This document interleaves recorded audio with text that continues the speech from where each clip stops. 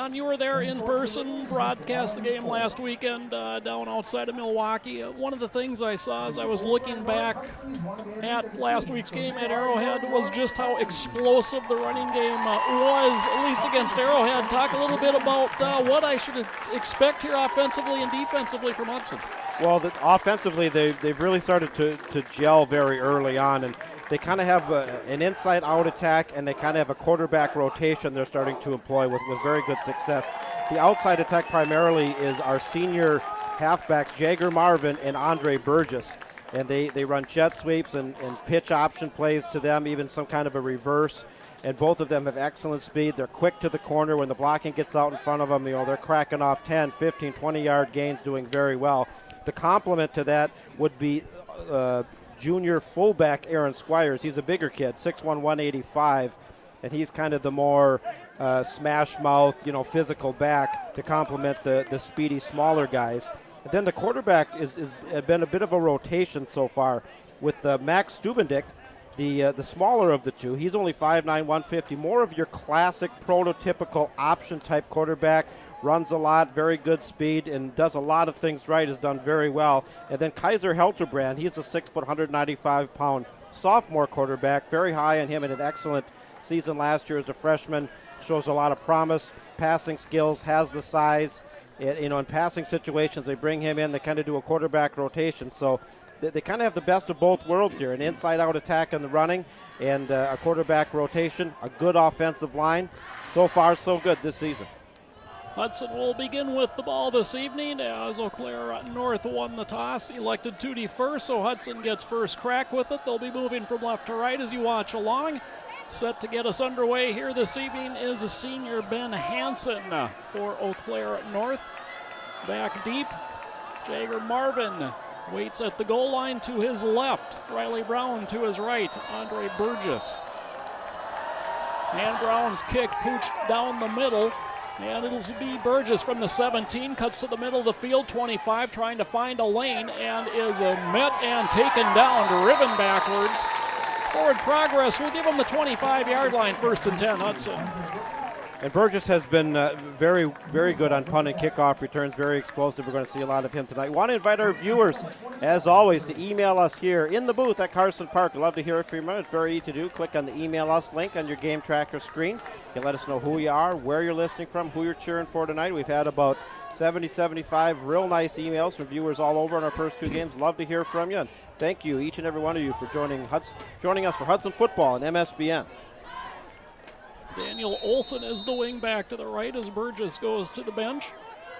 They fake to Squires, keeping and bouncing off a blocker, and diving out over the 30-yard line is a Stubendick for a nice gain.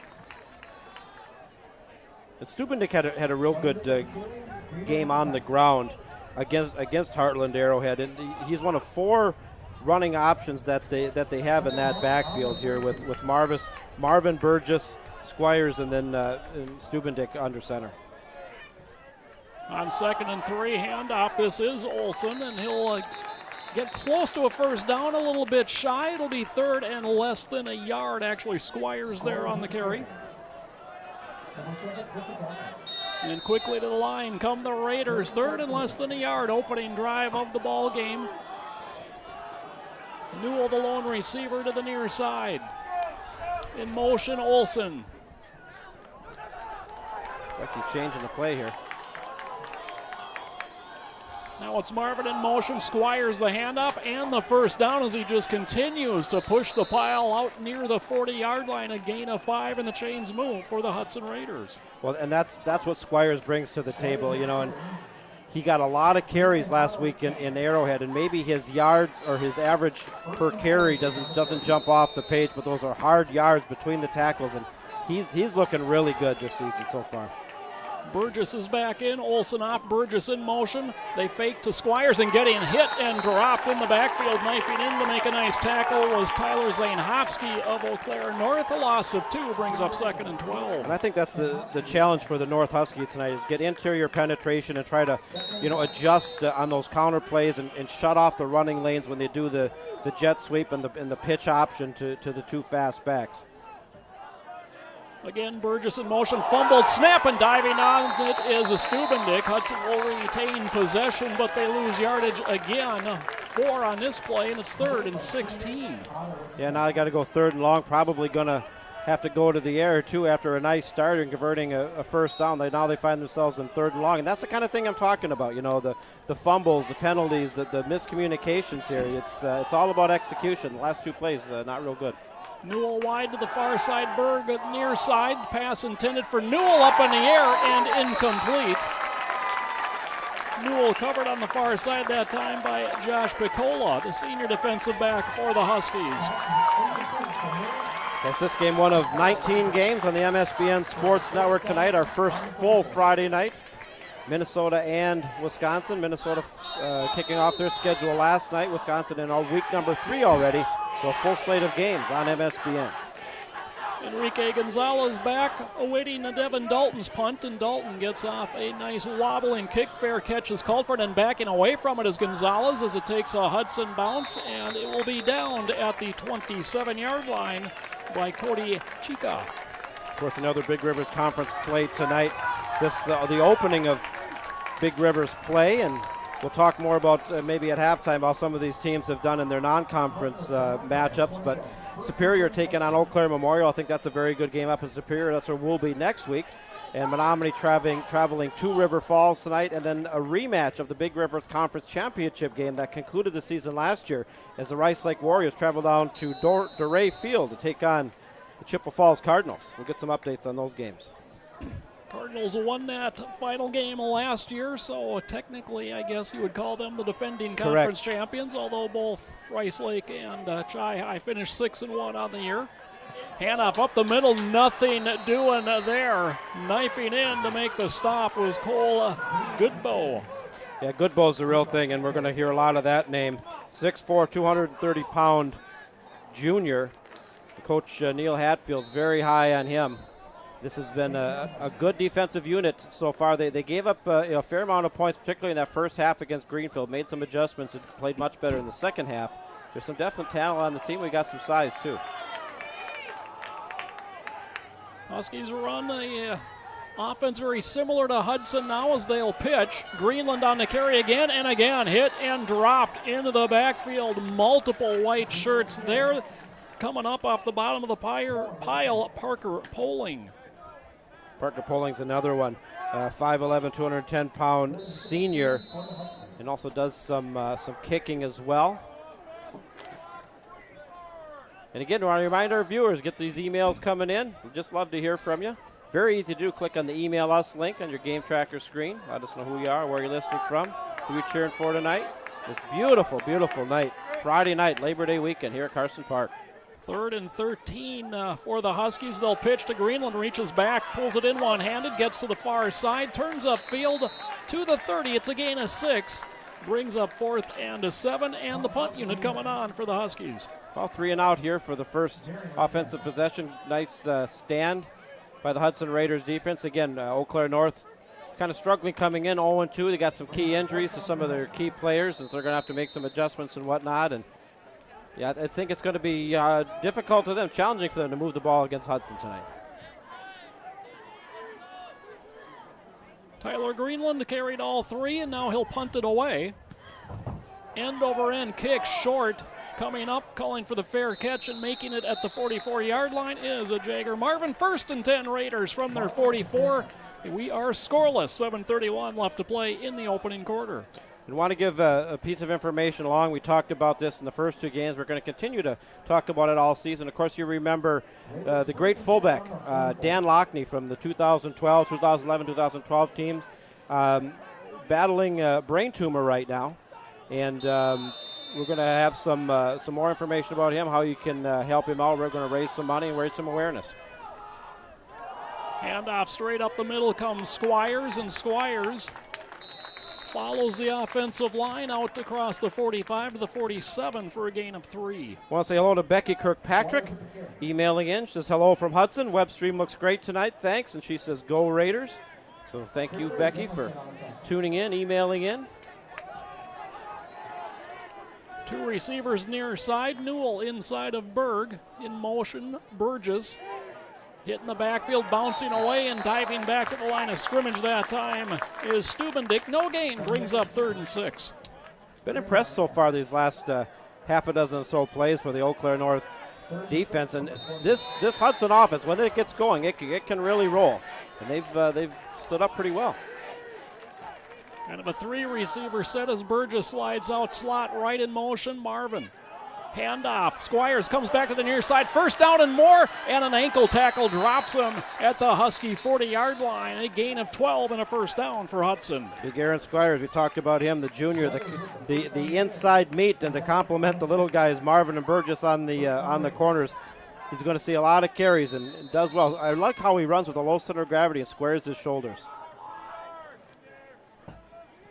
Straight keep. And now with room down the sideline to the 10, to the house. Touchdown, Hudson. Max Stubendick, a 40-yard run, puts the Raiders on top. Well, Eau Claire North was shutting them down, but Stubendick got loose, and they were keying on Squires, and he just was able to get out in the flat there, dodge a couple defenders. He had a lot of green in front of him, and he can really move. Max Stubendick, more the classic, smaller, option-style quarterback, and Hudson Raiders strike first. Travis Ryder to a snap, Stubendick to hold, and on the kick is Kaiser Helterbrand, and Helterbrand's kick is good. 6:18 to play in the opening quarter. Raiders 7, Huskies nothing as you watch Raider football on MSBN. Going back into the MSBN email bag, want to say hello to Bill Rubin.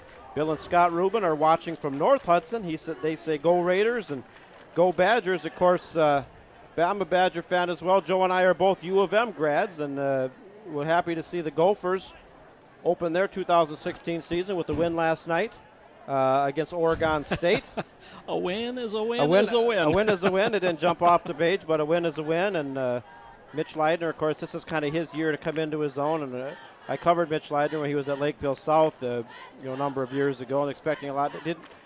He had an okay night last night, but, anytime you can start the season with a win, it's a good thing. Oregon State's a program that traditionally has been struggling. Former Badger coach Gary Anderson coaching there. And the Badgers speaking of the Badgers, they have a big task at hand tomorrow. There's several good games on tomorrow, and that's one of them. And Green actually playing at Green Bay at Lambeau Field against number 5 ranked LSU. We'll have to see how that goes. That's an afternoon game, and a couple other big ones on the schedule as well. Auburn taking on Clemson's another big one, College football officially is open now. Leidner didn't have a great game last night, but, what he did last night, what he did in the bowl game, minor bowl game last year, found a way to drive the team downfield for a winning score. So hats off to the young man. Good kickoff is going to chase Plitzner back to the goal line. Plitzner stood up and dropped at the 16-yard line. 15-yard return.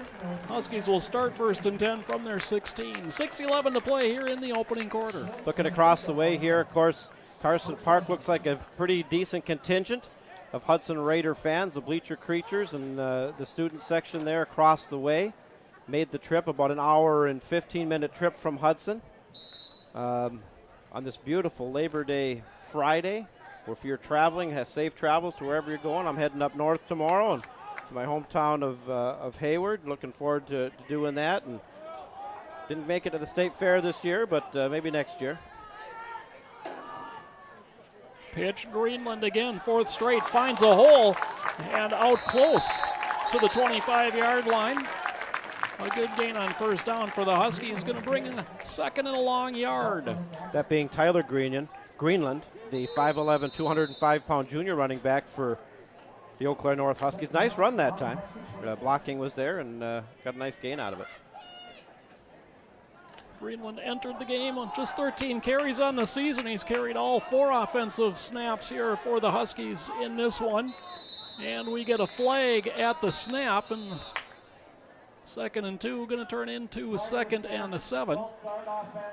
And if you're Eau Claire North and you're trying to pull the upset here tonight, coming in 0-2, having some key injuries against a 2-0 Hudson team ranked number 4 in the state, you can ill afford, especially after a real nice play, putting him in a very positive position here to have penalties like that. You know, you're in poor field position to start with, and that's winning teams do things that that create wins, and losing teams do things that create losses, and that's one of the things that, you know, North's got to avoid tonight. And certainly a mistake that the coaches dislike. That's one you can certainly control. As the pitch again to Greenland. Again tries the right side, and this time he'll be gang tackled as he gains the 5 back. They lost on the penalty. It'll be 3rd and 2 for the Huskies from their 24-yard line. Good aggressive converging defense again by Hudson, and they showed us that in the first 2 games. They got some guys that can really fly out there, got some good size, and I'm really so interested and excited about watching the development of Cole Goodball. He's definitely got the size, and if he can continue to work on his technique and whatnot, there's some that believe that he can go to that next level. Well, new quarterback here for the Huskies, Ryan Venny, getting his first start. The junior has done nothing but give it to Tyler Greenland, and we'll see on 3rd and 2. And they get an easy first down as Goodbow this time jumps offside. And of course, if I just get done singing his praises and 10 seconds later he obviously jumps offside, but that happens sometimes. But that is going to give the North Huskies a first down. Moves the chains. So it'll be 1st and 10 from their 29. How often does that happen, John? You say something kind about somebody and they just turn around and bite you like that. Too much, apparently. Oh, yeah. Pitch Greenland, this time the left side, cuts it right back up the middle, weaves his way across the 35 before sitting Becko and Goodbow combined to bring him down, and then a flag after the end of the play in the Husky backfield, and we've got an injured Husky player. It's Greenland that has got the helmet off, and he's in pain. Boy, they can ill afford that. He's had a couple nice runs here, and they're shorthanded. And I want to point something out here, because Hudson does this, and not every team does, and I've always admired it and respected it. A player is down, an opposing player is down. Everybody on the Hudson sideline. And it's actually an unsportsmanlike conduct on Eau Claire. It's going to back them up. It'll be a 15-yard personal foul. But everybody goes down on one knee. It's out of sportsmanship. It's out of respect for a player that's clearly injured.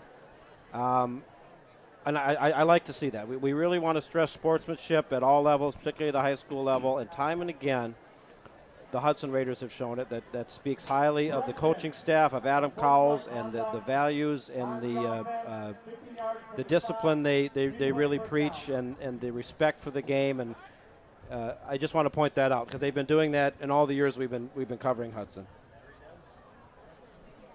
And, not necessarily surprised the way he was tackled going forward and kind of stopped, and Goodbow was low and holding him in place, and then the help came and kind of pushed him back the other way. So Greenland is going to need some help getting here to the sideline. Very, very unfortunate to see. Yeah, and he's had a nice start. He is up, and he's going to need some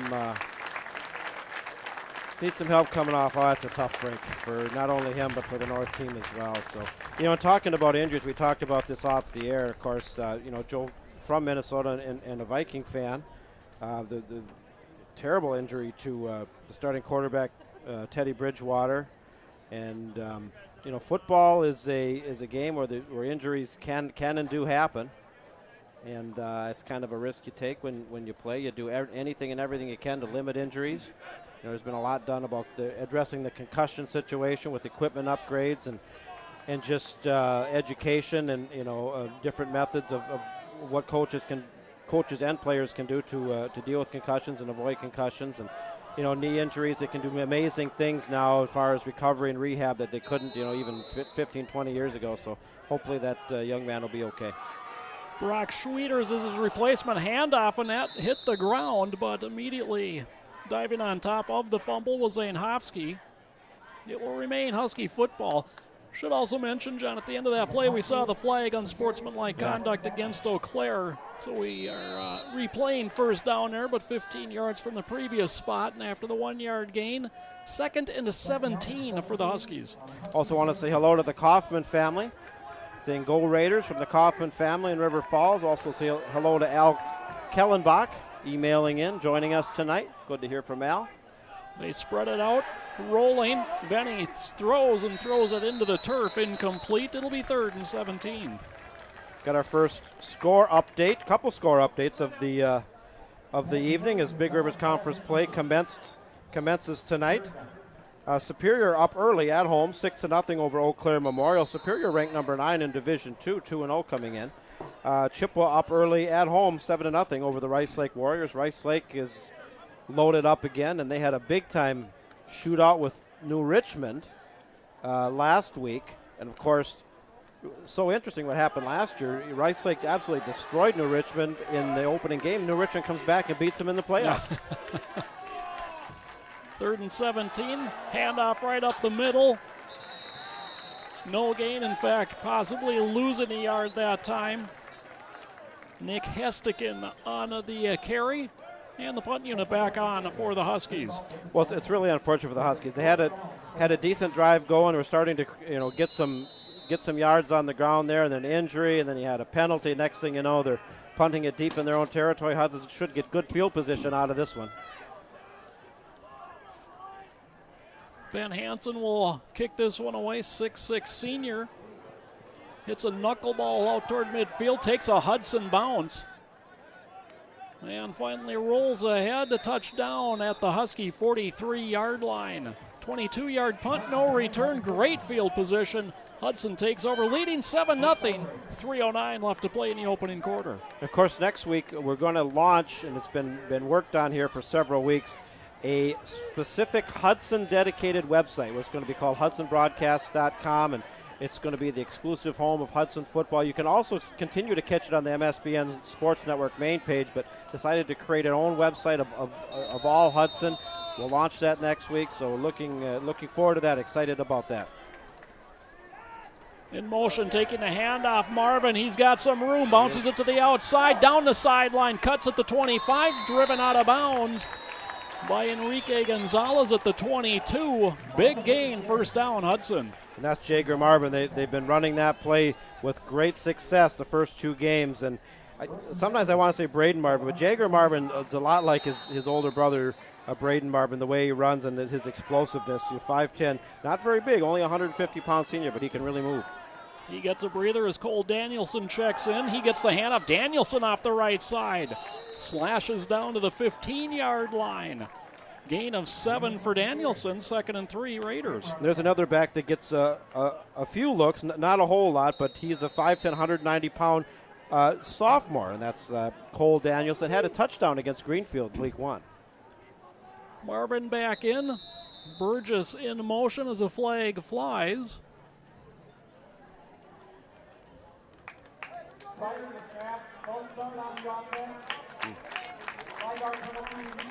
It'll be 2nd and 8 after the false start on the Raiders. Another score update has come in. Chippewa Falls now increasing their lead over at DeRay Field, not too far from here over Rice Lake. 33-yard touchdown. The Cardinals holding a 14-0 lead over the Warriors. Handoff straight up the middle. Comes a Squires, as we should mention. In a quarterback was Kaiser Helterbrand. And Squires nearly a 1st down run. Gains 7, sets up 3rd and a yard. Helterbrand keeps off the left side, 1st down inside the 10, inside the 5, and tackled at the 4. Gain of 9, 1st and goal Raiders. That's a little bit different look. Traditionally, what they've used Helterbrand is in passing situations, and he's got the size, got a good arm. I've seen him practice and whatnot, and had such a great freshman year. They expect big things out of him. Handoff, Marvin, sweep right. It's a race to the pylon, and Marvin wins it. Touchdown, Hudson. And Jager Marvin's going to win that race 9 out of 10 times. And, just kind of a simple play. It's all about speed and execution, blocking, opening up that running lane. It was there. Touchdown, Hudson.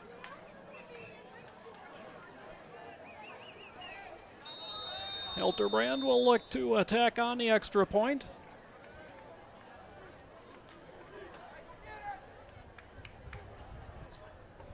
Good snap. Stubendix hold, and the kick is good. Minute 53 left to play, 1st quarter. It is Hudson 14, Eau Claire North nothing. Of course, we're going to be your source for all the Hudson games this year, all the regular season, possibly postseason. We'll have to see, and that's a ways off. But I know one thing: even though it was August, after that big playoff win against Heartland Arrowhead, then the talk started about, what potentially this team could do. How good could this team be? How deep can they go in the playoffs? How really good are they? Because when that score went out statewide, that Hudson had gone down there and beat Arrowhead, that really opened a lot of eyes, raised a lot of eyebrows. And I think what you wanted to avoid coming into this is that letdown.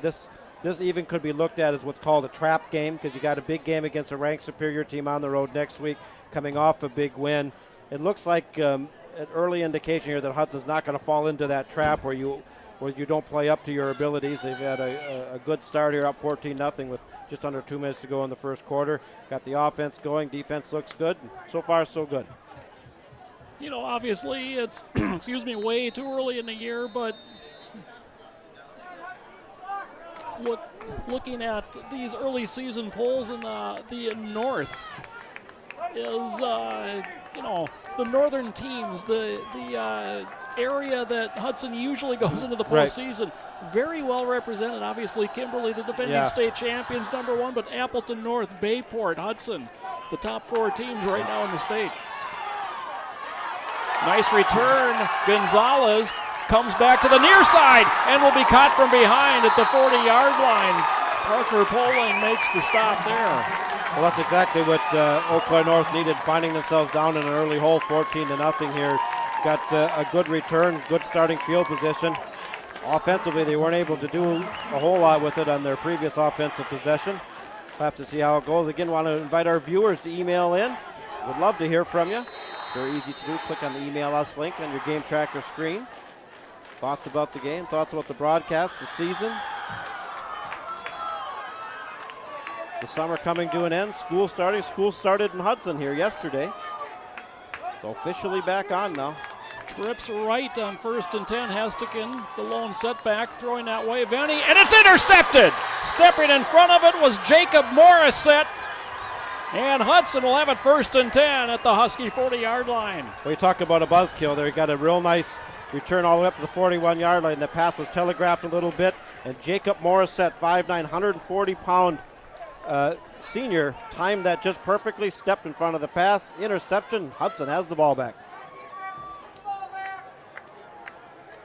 Up 14-0, still 1:39 left to play here in the opening quarter. The Raiders, again, with great field position.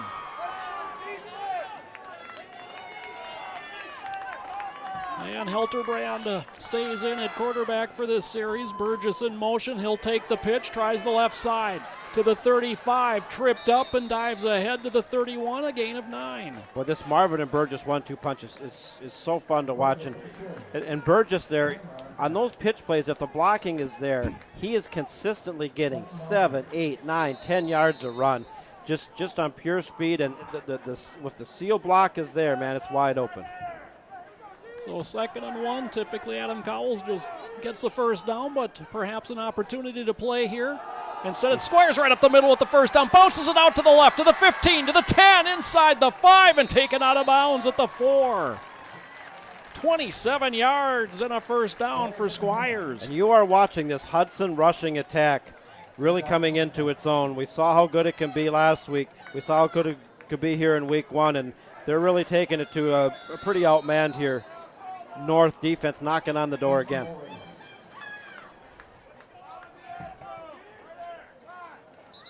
And off Squires' butt. Flags fly at the snap, and it'll be 1st and goal. Back at the 9-yard line. And I believe, correct me if I'm wrong, but that's the 3rd false start on Hudson here this quarter. Or is that only the 2nd? Is that the 2nd? Okay. Eau Claire North had one as well, but that's something you got to work on. Exactly 1 minute to play here, first quarter. Hudson 1st and goal from the 9. In motion, Marvin, handoff. No, they fake it. Helterbrand going to keep it himself and walk into the end zone. Touchdown, Hudson. It's 20-0 Raiders. Well, Hilterbrand here, we talked about his passing, but he had a couple nice runs here this quarter, and the Hudson Raiders an extra point away from going up 3 scores. They're really taking it to Eau Claire North right now. 3 touchdowns have come from 3 different individuals as Hilterbrand looks to tack on his 3rd extra point of the evening. And that is good. 21-0 Raiders, 53 seconds left in the first quarter. Of course, we'd even talked about just the potential, and it looks like we're headed in that direction. There's a lot of game to go. I have to get clarification on the running time rule. I know it's 35 points, and we were kind of debating back and forth, and I don't know if Wisconsin and Minnesota have the same. I know it definitely applies in the start of the 4th quarter. The question is, does it start taking effect in the 3rd quarter, in the second half, if the margin is 35 points or more? I'm not sure on that. Anybody out there has an idea about that and some insight, feel free to email us in, or anything you want to talk about or relay out there. If you're a Hudson Raider fan, boy, you're ear to ear right now. Smiles coming off that big win against Heartland Arrowhead next week. Huge start on the road again, the 3rd straight week on the road, and we're on the road again next week up in Superior against a 2-0 Superior team and a Superior Spartan team that's also holding a lead after end of a first quarter. Superior up 6-0 on Eau Claire Memorial. You know, in the Big Rivers Conference, there aren't necessarily any nearby road games for anybody. But boy, Hudson's got all the doozies this year, and starting off the way they did the opening 2 weeks to come out here. Superior, we've got Rice Lake coming up, a trip out there. Chippewa Falls. Polling's kick will find its way into the end zone for a touchback. Just to satisfy my own curiosity, when I got the schedule came out, and I saw four road games, and actually game number 1, we talked about this on the way here, technically was a Hudson home game. It was a neutral site because at the request of Greenfield, who was down as a school down by Milwaukee, they wanted to play at a neutral site. We ended up playing it in Middleton, which is a lot closer to Milwaukee than it is to Hudson. But anyway, we went there. So that technically was a Hudson home game, even though it wasn't a Newton Field. But I added up all the miles of those 4 road trips, and it's like almost 1,600 miles of travel for the first 4 games. Power I formation as Brock Schwieters deep, and he takes the pitch. Schwieters hit at the line of scrimmage, falls out to about the 21-yard line. Dominic Sittenbecko with the tackle. We talked about Sittenbecko listed as a running back, but he's been seeing a lot of defense here. I want to say hello to Kat Morissette, Burgess. I said, great job, Hudson Raiders. Great job, Andre Burgess and Jacob Morissette. Of course, Morissette had the interception, and Burgess has had a tremendous game on the ground, tremendous season so far. Again, a power I, this time handoff to the up back, Zainhofsky, and he squirts out to the left side and dives ahead to the 25-yard line. That's a gain of 4, brings up 3rd and 5. It also will draw us to the close of the opening quarter. We are through 1 at Carson Park, and it is all Raiders tonight. They lead at 21-0. We'll go into the MSBN scoreboard. Of course, you can catch all the scoreboard updates on the MSBN Twitter account here on the MSBN Sports Network, msbnsports.net. And again, stay tuned for the launch of a new website next week. It'll be hudsonbroadcast.com. The initial work has been done, and it's something I've been working on here for several weeks. Wanted to give Hudson its own specific identity. In addition, we are going to continue to run the games on the MSBN Sports Network as well, along with everything else we run. We're going to run about 1,500 games off the network this year.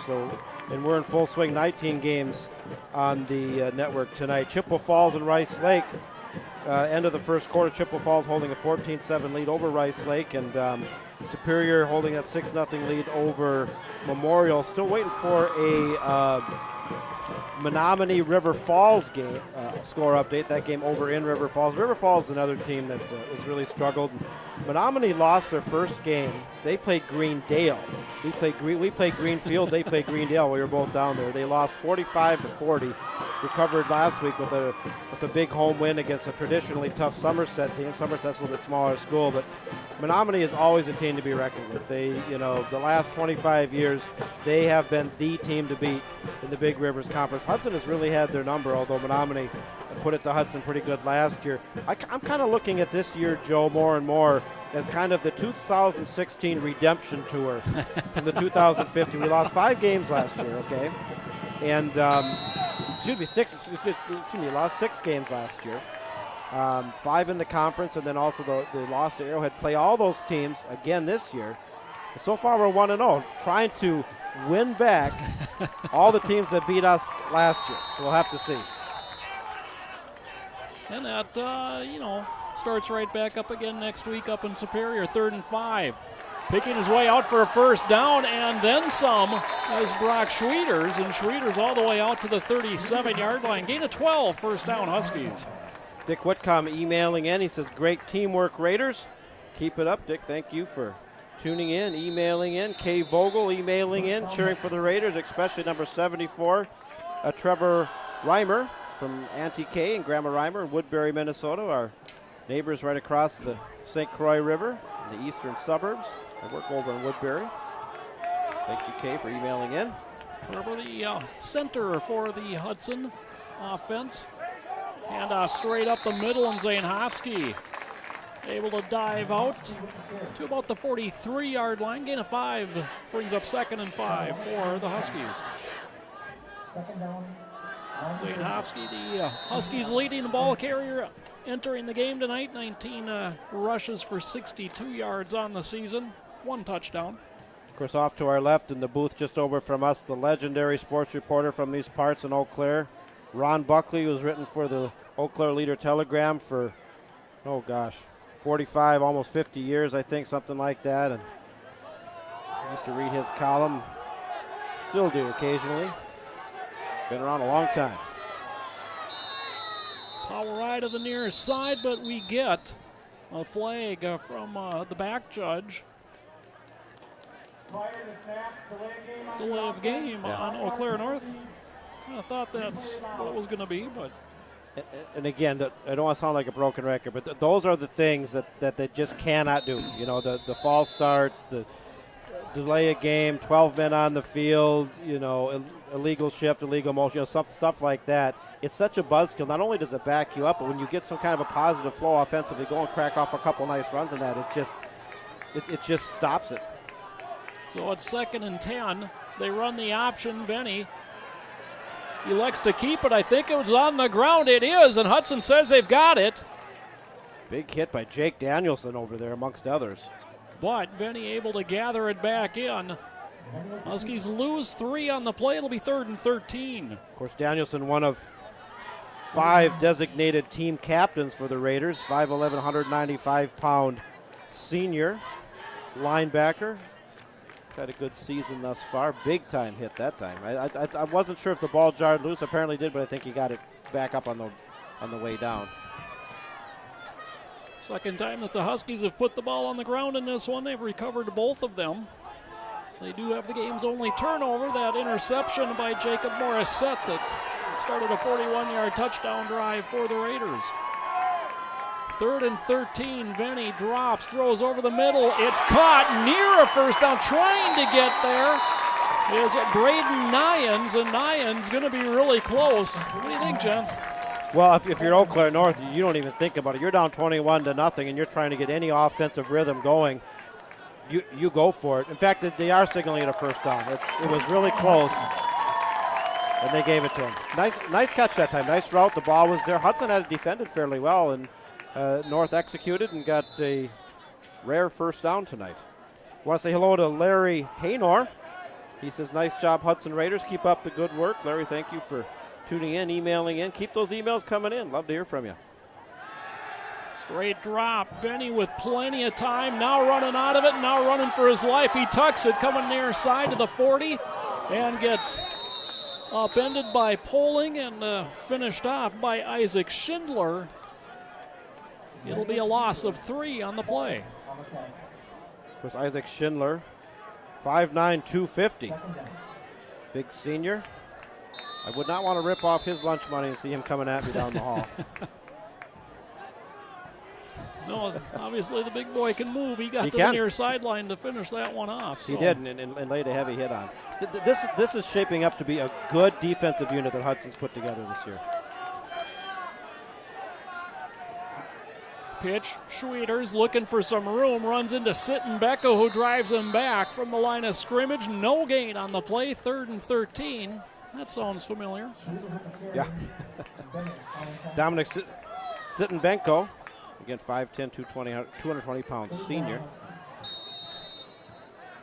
I think the original plan was to have him come out of the backfield, but they're so stacked back there, and he's done such a good job on defense. He's found a nice home there. Nyans wide to the far side, Johnson near side. Dumped out. Zainhofsky was the catch, and he gets converged on very nicely. Boy, who wasn't there to make the tackle? We'll credit Alec Colander with it for Hudson. Gain of 6 brings up 4th and 7.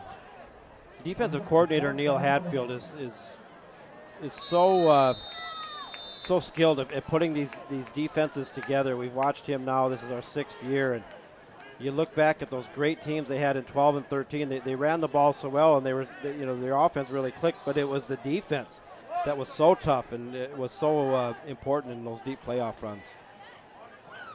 The kick, Johnson angles it near side. A high kick goes out of bounds. We'll see where they mark it.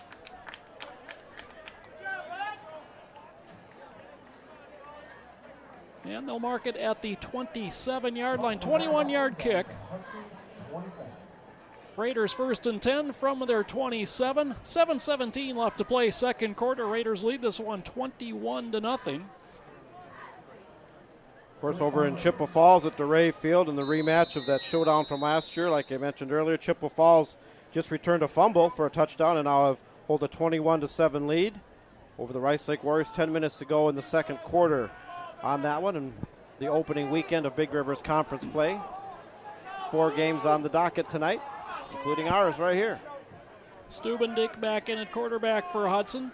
Hands it off to Squire. Squire spins off a tackle, dragging, and continues to bull forward all the way out to the 35-yard line, a gain of 8. You know, and Squires is such a great compliment to the outside presence of Marvis and Berger, because if they spread the linebackers out, to cut off those pitch plays and jet sweeps and whatnot, you just run Squires up the middle, and he bangs it out. It's a good 1-2 punch. Squires again, this time caught in the backfield and getting the initial hit. It looked like that time was Spencer Schlosser, defensive end for the Huskies.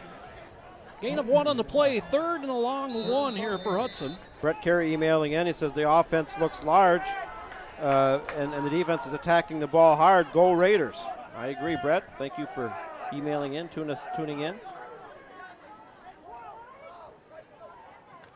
Hand off, Squires, first down, and then pushed forward across the 40 to the 42-yard line. That's a gain of 6, and the chains move for the Raiders.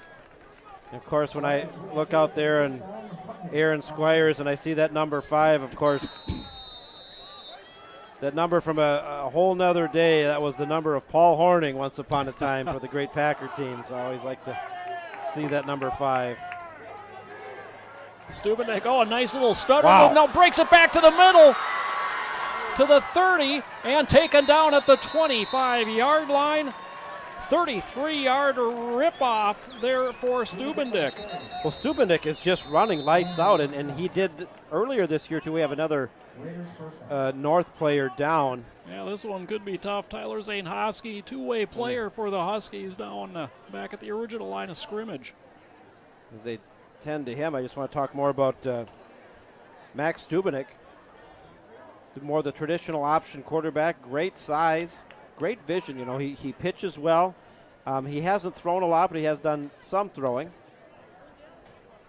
But man, he's broken off some great runs. Well, his last two combined have gone for 73 yards and a touchdown. That's not a bad average. Kat Morissette emailing in, says, way to go, Dom Sinombenko. Want to make sure I say that correctly. Yeah, looking out here, we've not a huge crowd, but one that's probably bigger than I thought it was going to be, considering it's Labor Day weekend and whatnot. And I know we were over here several years ago for an Eau Claire Memorial game on this Labor Day weekend, and it had a little bit of a smaller crowd. I've seen this place jam full on a few occasions. Of course, it's also the home of the UW Eau Claire Blue Golds, home to both Eau Claire North, Eau Claire Memorial, and Eau Claire Regis. 3 high school teams play here and a college team. And of course, just across the way here, historic Carson Park, the home of the Eau Claire Express of the Northwoods League, just wrapped up their season. Historic. There was a Braves Class D farm team once upon a time back in the early 50s. A lot of great players played here once, including Henry Aaron. Got his baseball start right here in Eau Claire. Counter play, and oh boy, Burgess gets hit and dropped in the backfield. Austin Milishevitz read that one very nicely. A loss of 5 on the play. Well, North defensively has had a few breakthroughs there and some nice stops, and they're going to need them as Hudson's looking to break this one wide open. Marvin in motion. They run the option to the right, keeping, going for the corner, and he will dive out. Touchdown, Hudson. Yes, it is. Oh, man. 30-yard touchdown run. It's the second touchdown of the night for Max Stubendick. Stubendick, I tell you what, that run there was as pretty of a run as you're going to see out of that quarterback position there. He has got some speed. I don't know if he's got quite the speed that Marvin and Burgess has, but he's close. And, man, you just see this offense really throwing a lot of different weapons at you. You really do. This is a talented offense. Well, Stubendick, the first 4 times he carried the ball, as Hilterbrand knocks it through. 4 carries, total of 1 yard. Had a fumble recovery, dropped it once. His last 3 carries, 2 touchdowns, 103 yards. Wow. So that's let me do my elementary skills math. So 3 carries, 103 yards. What is that? That'd be a little over 34 or so. 30-some yards a carry. Yeah, that's pretty good. That's Jim Brown numbers times 10, right? Something like that. Yeah.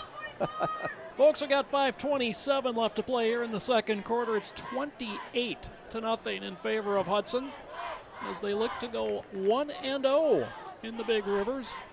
Of course, the Raiders coming in ranked number 4 in the state on the Wisconsin Sports Top 10 Division I poll. A couple familiar teams sitting ahead of them. And again, I like the polls. They're fun to talk about and look at and whatnot. To me, in my opinion, I don't feel the polls really start playing a huge role until the second half of the season.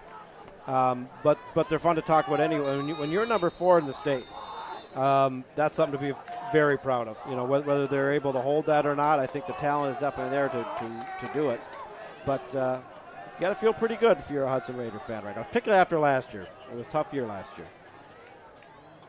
Poling set to kick it away. Gonzalez, Neuenfeld deep, and this will be Gonzalez from the 5. Out to the left hash marks, and that's where the blocking breaks down, and the white jerseys pile through to take him down across the 15. Not very good starting field position, and that's the way things have operated here this evening for the Huskies. Well, the Hudson has definitely won the field position battle going away as the Eau Claire North offense has really showed the inability to have any sustained offense, and the couple injuries haven't helped, and they had injuries coming into the game. And this Hudson defense is just very aggressive, very skilled, converging on the ball. They're good. I want to say hello to Brett Carey again. He said, I like how Cowles is using Max Stubendick and Kyler Helterbrand. It's a 1-2 punch, great game plan. And I would agree with that. 2 very different types of quarterbacks. Both are going to be back next year. You got one's a sophomore, one's a junior, and it's a great 1-2 punch. 3 receivers near side. Venny deep down the far side and out of bounds, incomplete. Nyans on the far side, and running with him defensively was Bryce Marion. You know, it's very interesting. Of course, this is more of a Minnesota thing, but just in talking about high school football, and one team I've been hearing about all summer long, they have 6 Division I recruits on their team right now. And that's the Woodbury Royals. I say they're the team to beat. Right now, at home, they're down 17-0 to the Eastview Lightning, who were predicted to be a 500 team. Little swing pass out near side. Gonzalez cuts back at the 20, out to the 25, and taken down at the 28-yard line. It'll be a first down on a gain of 13 yards. Well, that's exactly what Eau Claire North needed. And what I think we're going to see here, particularly in the second half, we're going to see Hudson start to rotate out some starters and get some second-tier players some time, which can only help the team depth-wise, getting those guys some game time. We'll have to see again. You're 28-0 lead, so this doesn't come into factor. But if it does grow to 35, when exactly that running time provision comes in. Stepping up and then does diving as he is sacked. Schindler will get credit for it as he finished it off. Loss of 3-4 on the play, so 2nd and 14 coming. Second sack of the night for the Raiders.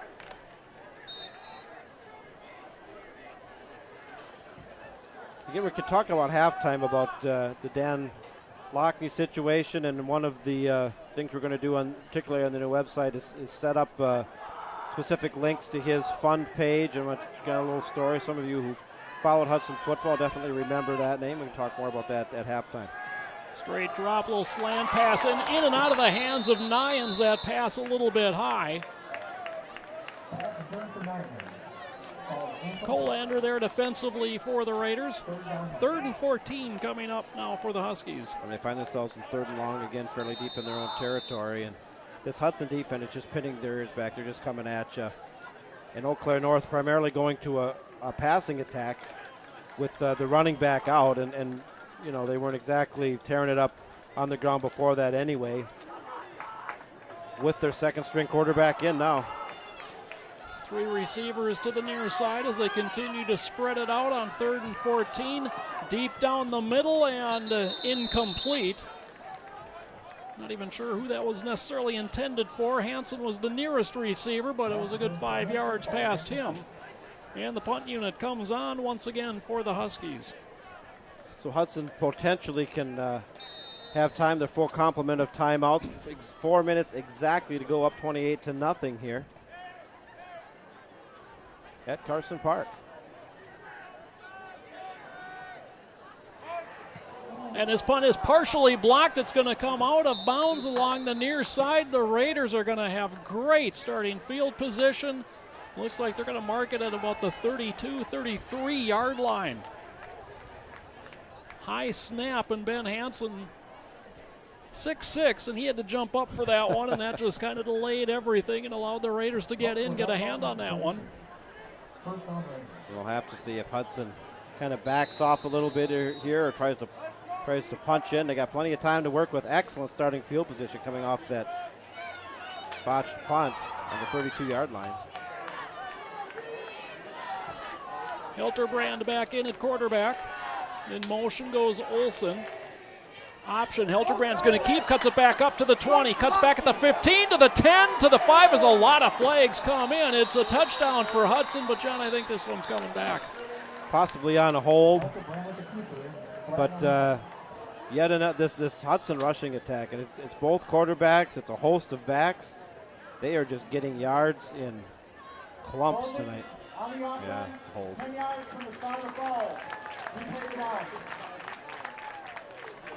So that negates a 32-yard touchdown run. The hold coming at the 15. They move the ball back to the 25. When all is said and done, it's 1st and 3 for Hudson. And a timeout, first of the half, taken by Eau Claire North. Comes with 3:44 left to play in the half. Raiders lead 28-0. Want to invite our viewers. We've had some real nice emails. Keep those emails coming in. Click on the email us link on your game tracker screen and let us know thoughts on the broadcast. Of course, wire-to-wire coverage of Hudson football this year on MSBN. Stay tuned next week for the new Hudson website. We've got a host of local sponsors we're going to be getting on board here with on the broadcast and on the website as well. It was really great support for the Hudson broadcast.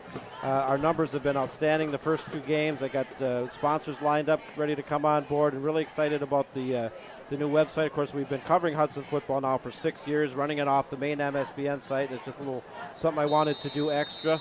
We're going to be getting on some additional hockey games and basketball games come winter. We'll probably have 35 to 40 broadcasts total.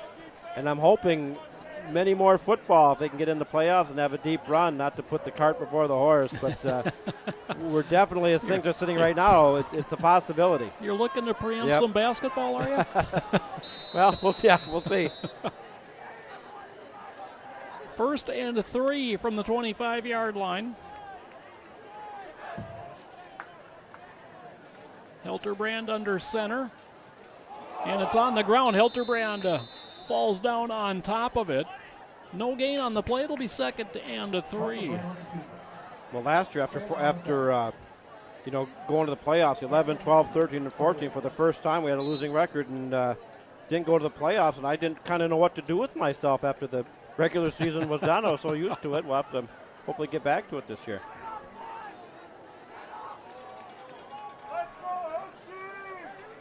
Hilterbrand going to have to hurry to get this play off now.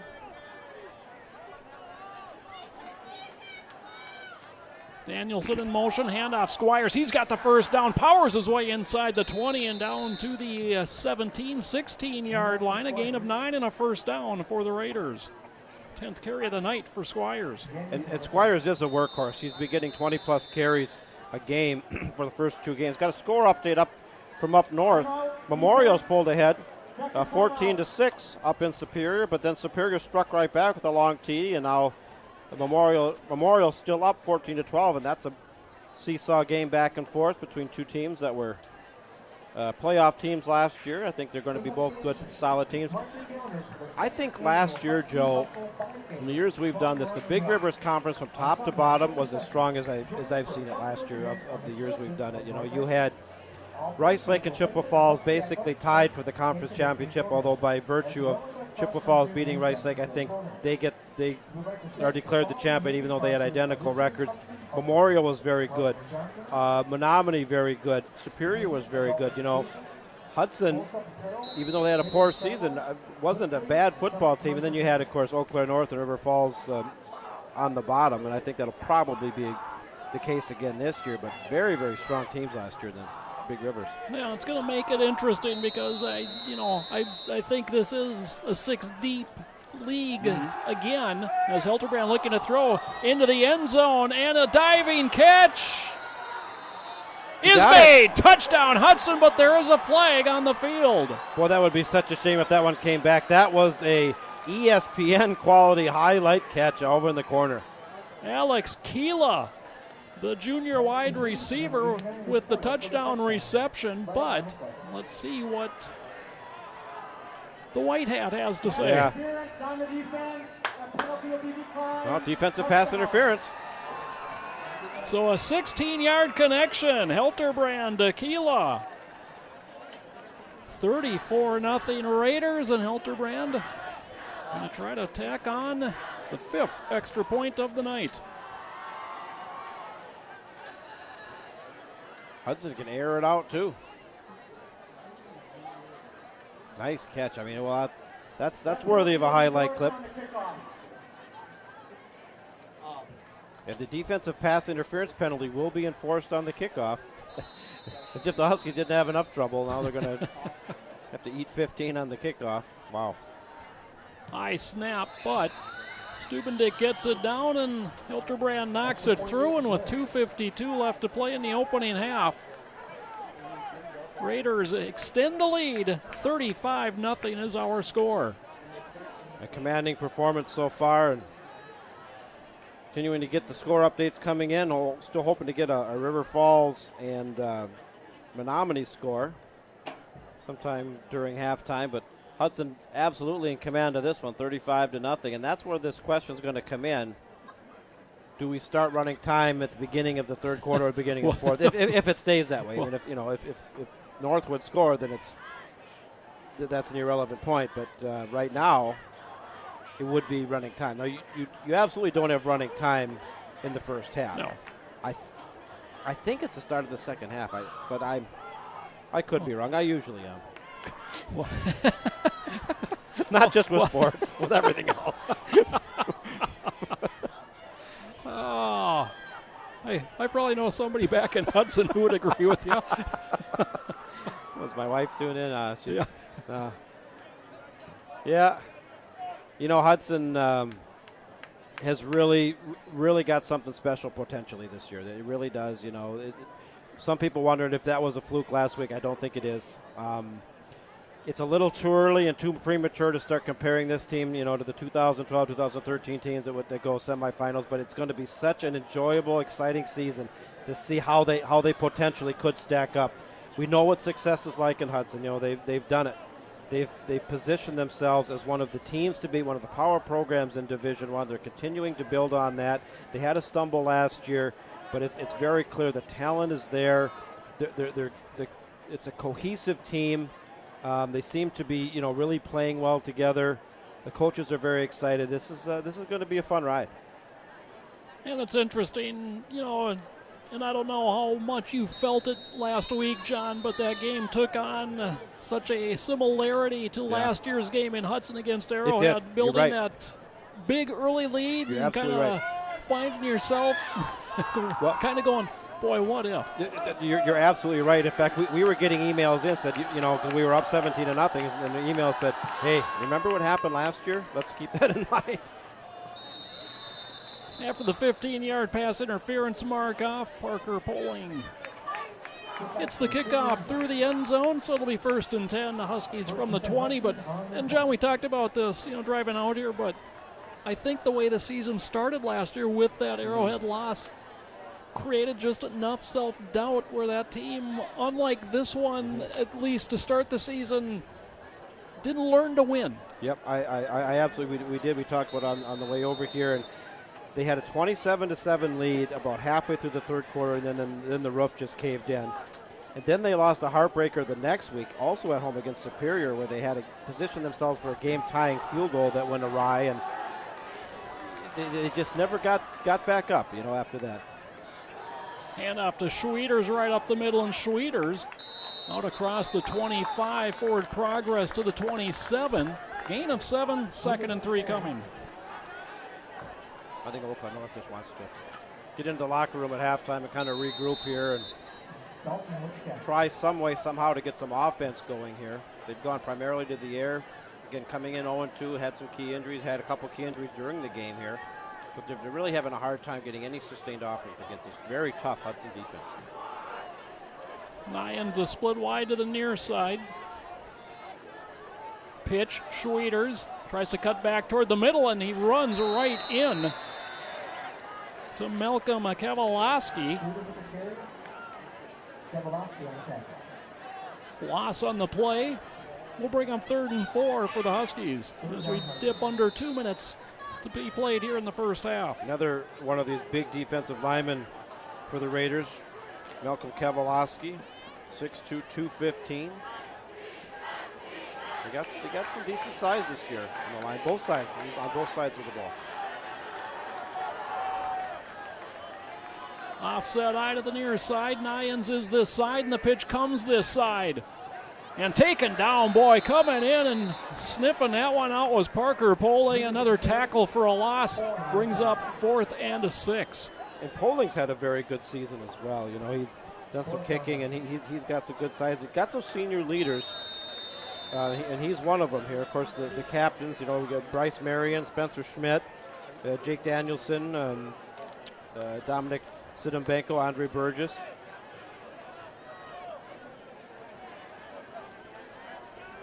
Lots of small numbers. Where are those big numbers? Where are those big guys on the line being the captain? Really. Punt is fielded by Marvin, trying to use his speed to get back to the middle of the field, but Ryan Kramer says not so fast and able to drag him down. And I think Hudson will probably just run clock here. Maybe I don't know if they'll take a knee or not, but probably just play pretty close to the vest and run the clock out and get into halftime in a very, very successful first half.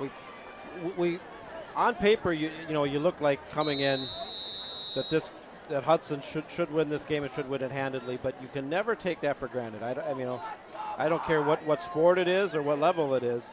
When you get into that mindset, that's when upsets happen. That opens the door of opportunity for the underdog to win. Hudson came in here focused and disciplined. I don't see any of that so far here in the first half. Jaden Carranza now the fullback. 46 seconds left in the half. And Carranza takes the handoff. Gets into Husky territory. 5-yard gain down to the 46-yard line. It's tough for this Eau Claire North program to see. They've struggled so mightily for so long. They had some optimism last year and got a non-conference win, and then got into the Big Rivers Conference play and was unable to pull off another win. Pitch to the far side, Mason Trebold puts it on the ground. It's loose, still loose. Looks like they got it. Looked like the Huskies jumped on it. Still awaiting the official word. Exactly what you don't want to close the half up for Hudson, to cough the ball up. And it is Husky football. 9 seconds left here in the opening half. Yeah, one of the few mistakes that Hudson's had. They had that turnover and a couple false starts. Of course, still with a very comfortable lead, so it's sort of a moot point. But tough turnover and an opportunity, at least for a Hail Mary, one play, maybe two for the Huskies, and pretty good starting field position. Have they even been across into Hudson territory? I think this is the first time they've gotten across into Hudson territory this half, I think. I'm not sure. You could be exactly right. 3 receivers near side. Venny looking that way, going to throw it as hard and as high as he can. Jump ball is knocked away defensively. There was Colander. 2 seconds left, and if you can hear the crowd in front of us, everybody wanted pass interference as he battled with Nyans. They have reached halftime over at DeRay Field. Chippewa Falls Cardinals holding a 21-7 lead over the Rice Lake Warriors. Big Rivers Conference play, and it's been back and forth up north between Eau Claire Memorial and Superior. That was 14-12 Memorial last time we checked. We'll have to get an update on that one as well. Still looking for an update from Menominee and River Falls, over at River Falls. So one final play in the first half. And we've got flags and apparently some movement prior to the snap, illegal procedure. And that'll, I think, end the half.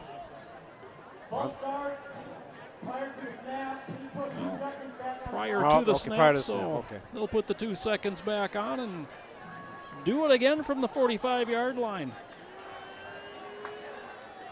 Fifth penalty of the half on Eau Claire. Yeah, and they've, between the turnovers and the penalties and the injuries, as Hudson's backing everybody up here. Holy cow. Only rushing 3. Benny is going to be taken down, the 3-man rush. Good ball.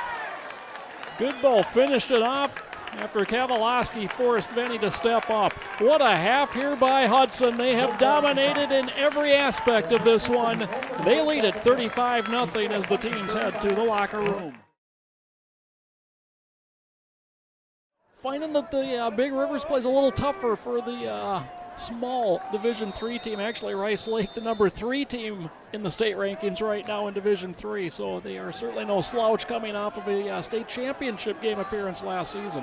Yeah, they've had a couple nice deep runs. They had a Seacrest running back that had a great career up there, and Coach Dan Hill's got a good program built. Polling's kick handled by Gonzalez from the 5 to the left hash marks to the 20. Finds a little seam out across the 25 and taken down at the 29-yard line. 24-yard return, 1st and 10. Huskies opening possession of the second half. And the clock is on the run. And I think we got our answer. I think it actually, according to what I'm seeing here, Now, if this wasn't running time, that clock should have stopped, and it's continuing to run. So I think the question is answered. The 35-0 mercy rule, as it's called, running time rule in Wisconsin, takes effect at the start of the second half, not the start of the fourth quarter, as long as that margin of lead maintains at 35 points or above. Straight I formation, handoff to the last man through and buried in the backfield. Nick Hestikin dropped. Boy, guess who? Cole Goodbow. Goodbow, and I think was Isaac Schindler in there as well on that one. I believe that he guys. was. They got a lot of push up front, shall we say. And Schindler, 5'9", 250. He's a senior. Clogging up the middle. This is a good defensive line.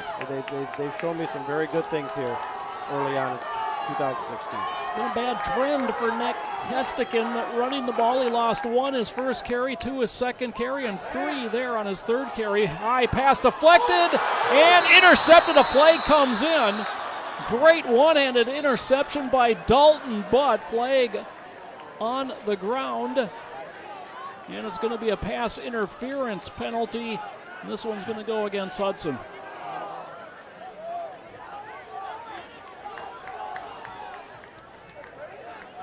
It's going to be 15 yards. Of course, pass interference in high school is different, calculated differently than the NFL, where it's not at the spot of the infraction. It's just 15 yards from the line of scrimmage.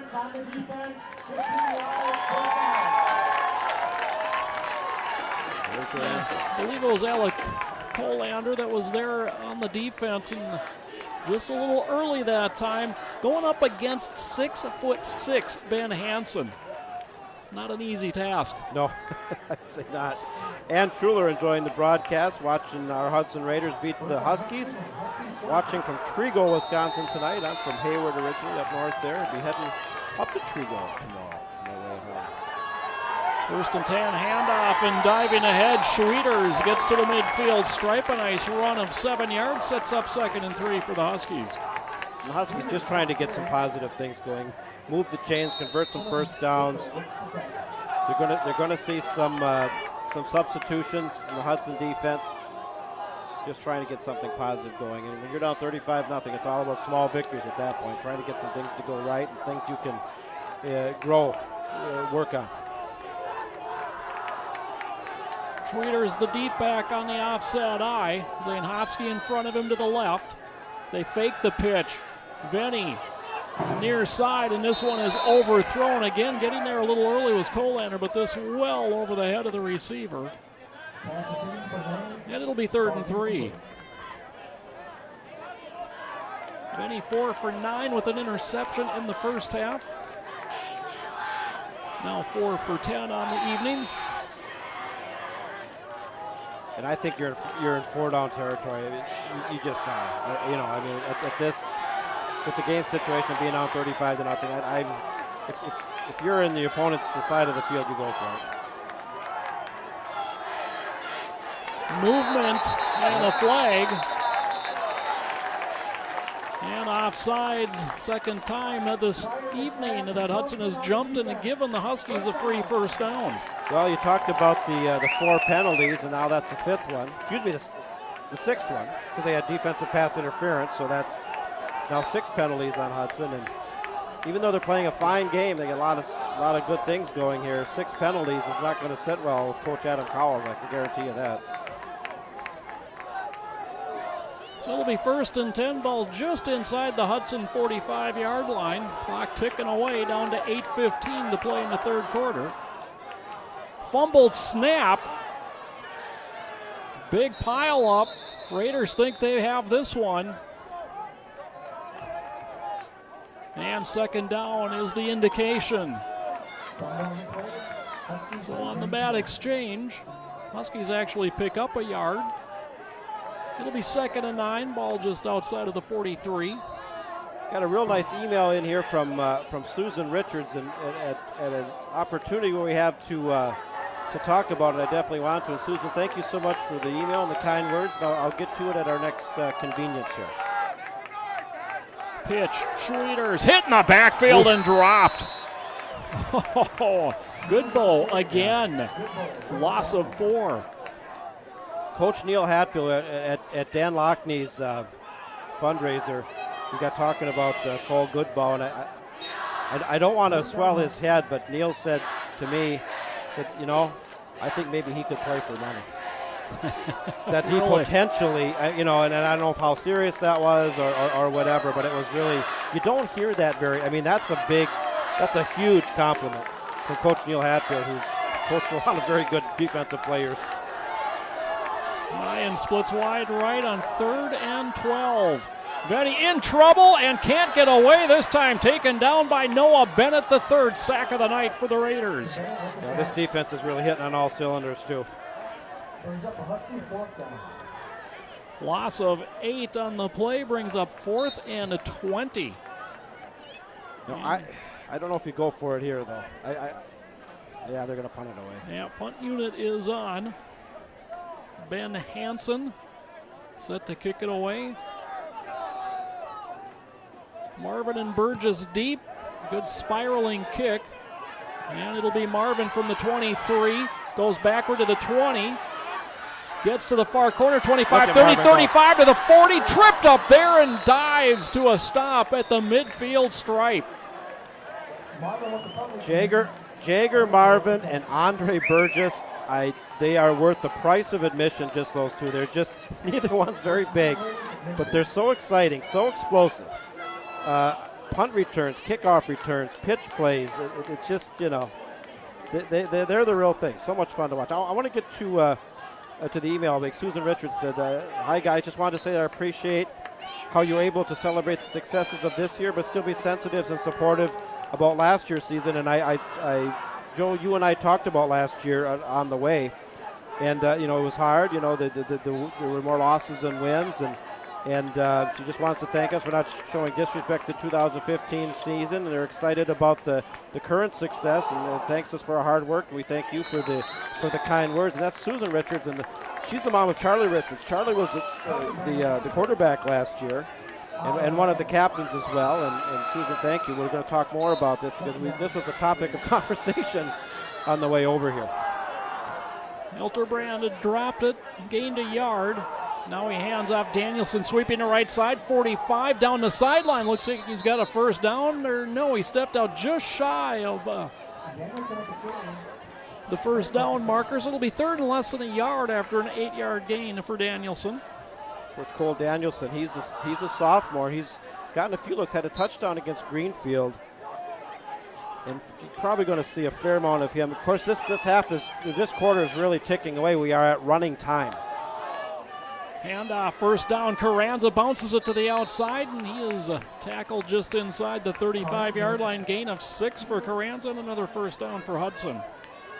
Yeah, we're talking about the 2015 season. You know, with only 2 wins, yeah, it was not a good season, but so close and Superior, close against Chippewa Falls, close against Arrowhead. Close against Arrowhead. You know, I mean, sometimes the margin between success and defeat is very thin.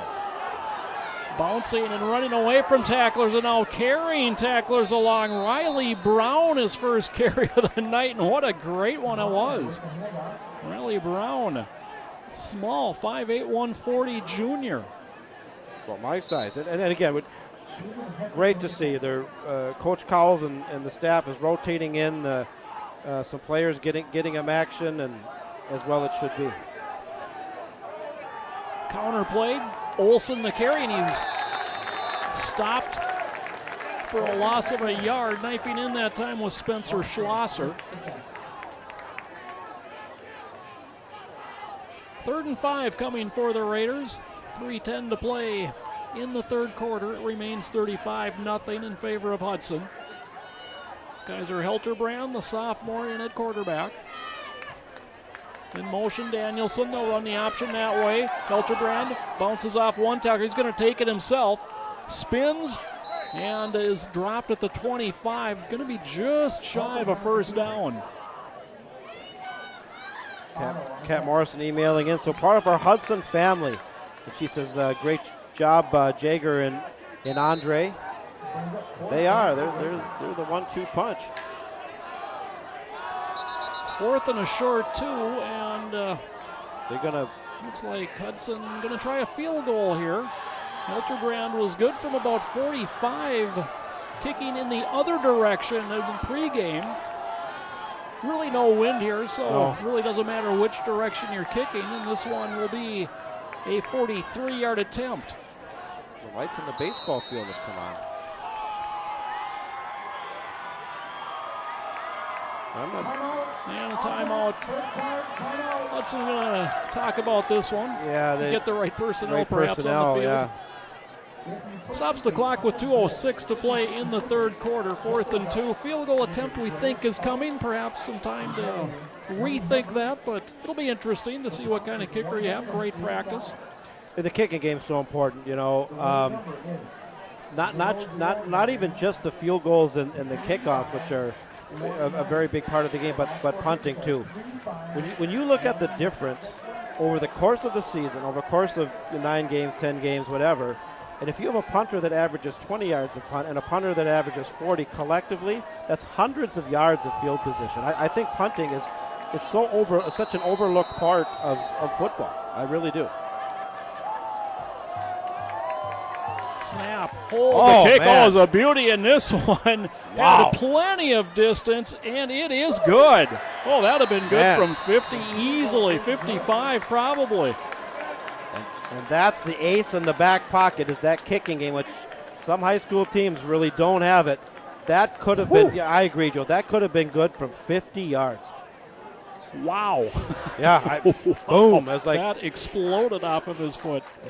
It's like Steve Austin or the $6 million man, you know, from the 70s, putting a leg into it.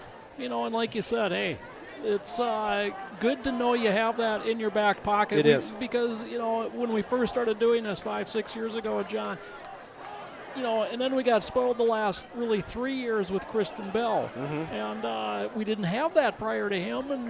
And sometimes it forces your hand that you have to play for 6 instead of maybe settling for 3. And, boy, what a great weapon I think we just discovered there. And you'll see some high school teams, and this is more prominent with the smaller schools than the bigger schools. You'll have some schools that don't kick the extra point and never attempt a field goal, don't kick the extra point because they just don't have anybody that can do it. So that they just run the 2-point conversion every time. So yeah, the kicking game that's huge. And you know, in a close game, late in the game, sometimes it comes down to a field goal. You talked about the game last year against Superior. You know, Hudson got in a position to have a game-tying field goal and just didn't happen. Well, Poling has 2 touchbacks tonight. He's set to kick it off. Of course, one of them he got helped by a 15-yard penalty, as this one will be fielded on the run at the 11. Gonzalez right up the hash marks across the 20, across the 25, taken down at the 27-yard line. Under a minute and a half to play in the third quarter, 38-0 Hudson. Of course, still waiting for some score updates coming in. 3 other big Rivers Conference games on the schedule tonight. 19 games on the MSBN Sports Network today as we closing in on 15,000 events covered since our inception back in 2005. We're going to see a lot of Hudson games on this year, football, and we'll transition over it into boys and girls basketball, boys and girls hockey in the winter, and looking forward to it. Good start. Venny wanted to throw, and he's going to be taken down. Kavaloski wraps him up and gets the whistle. And the defense just teeing off. Yeah, they're busting 2 and 3 guys through that line every single play here. Malcolm Kavaloski. If that isn't a football defensive lineman name, I don't know what is. You know, it's like Ray Nitschke. Yeah. 6'2", 215, senior. He's had a good game. Find somebody in white that hasn't had a good game Yeah, tonight. really. I mean, it's been very cheers all around. Hand off Schwieters with a little hole, able to get ahead to the 24-yard line. Gain of 3. Going to be 3rd and 13 for the Huskies. And that is the end of quarter number 3. So 12 left here in Eau Claire. 38-0 Hudson. We'll keep it right here with you. Got a score update coming in, too. You can check out the MSBN Twitter account as well. Score updates are fed out there as we have scores coming in, not only for the Big Rivers, but all around. 19 games on the schedule tonight. Score update from DeRay Field. Chippewa Falls has scored again and now is really in command of the game, looking to beat Rice Lake for a second consecutive time. They're up 35-14. That game is in the third quarter. I think Chippewa Falls is going to be strong again. Rice Lake is too. Chippewa Falls at home looks like they're going to pull out a win there. I want to say hello to Rick Mellum, and Rick says hello from Tampa, listening in down there in Tampa, and in the Hudson class of 1972. That was the year after I was born, so that was. Good to hear from Rick. Of course, I was down in Tampa Bay this April, doing some work with the Hobie Baker Award with the NHL Network, and produced the game from the Tampa Theater. If you get a chance to check out the Tampa Theater down there, it's wonderful. Great old historic building, and Tampa's a wonderful place down there. Really enjoyed that. Pitch to Schwieters across the 25 to the 27, 28-yard line, about the original line of scrimmage. Going to bring up fourth down, and we'll bring out the Husky punt unit one more time. So as the Huskies get ready to punt, I want to also say hello to Karen Wilgren. So what a great way to start the year. Go Raiders.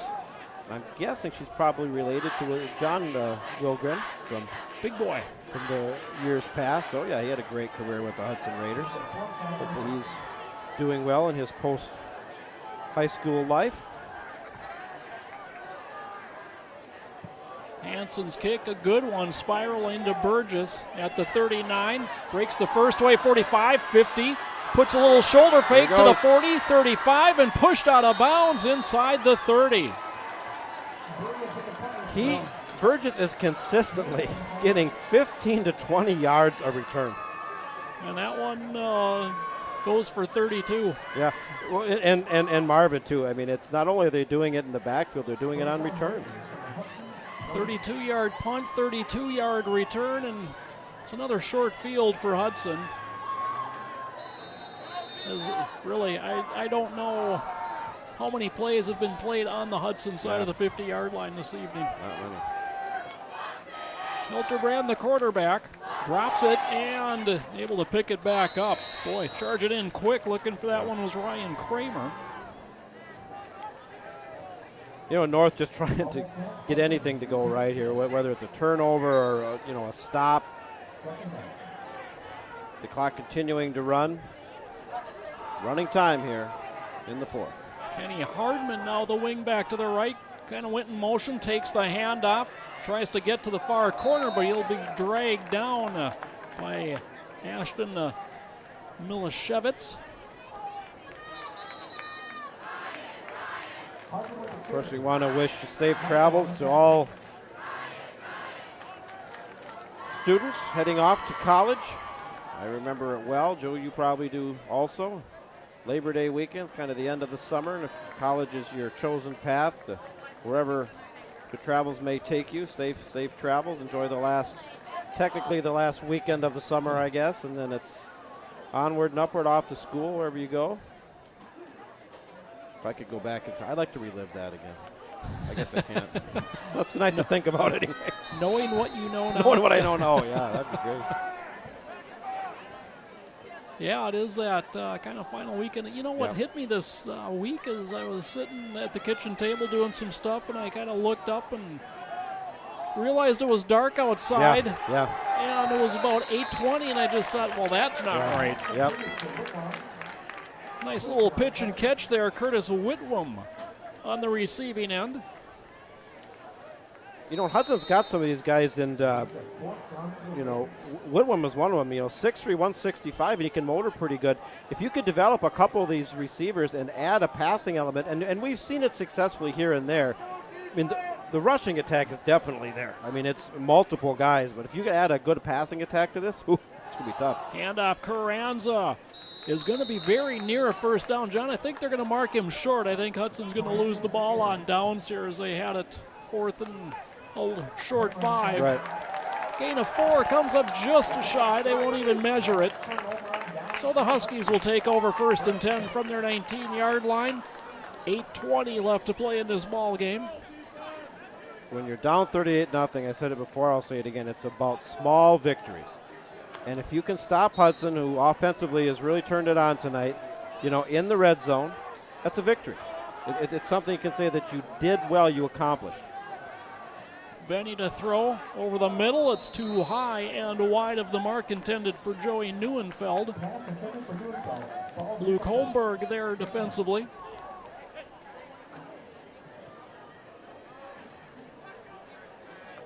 Second and 10. Well, as we've mentioned, we'll be in Superior next week. And John, boy, you just look at the schedule. Okay, down just outside of Madison week 1, outside of Milwaukee week 2, Eau Claire a little over an hour from Hudson, Superior a couple hours away. Then you finally get a home game, and it's Menominee, for crying out loud. It's an interesting schedule. Like I said, it's almost 1,600 yards of travel these first 4 games.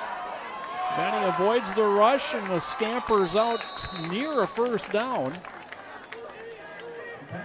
Nice athletic play there from the junior. Of course, always pleased. My dad, Victor, will be joining us in the booth, as he does once a season, for the Superior game next week, a former football coach. My dad had his 50th year class reunion last weekend.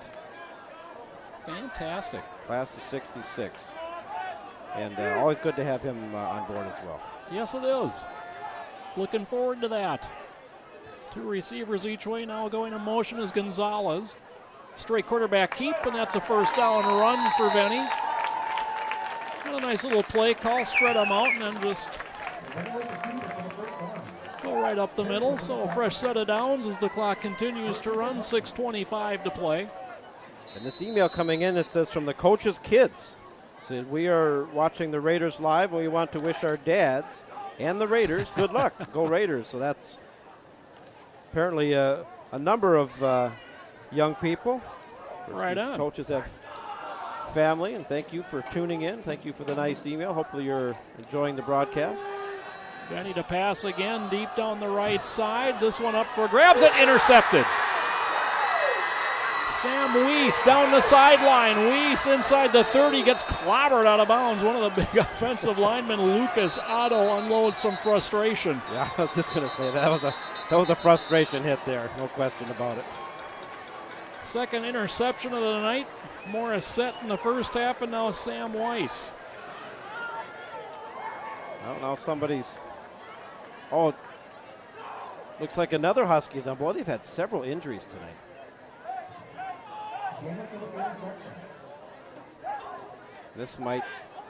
They're going to need looks like they're going to need the stretcher on this one. They're hauling for the stretcher.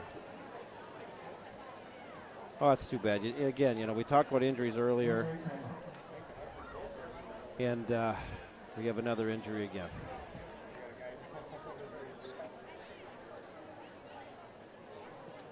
And Hudson moving to the other side of the sideline to free up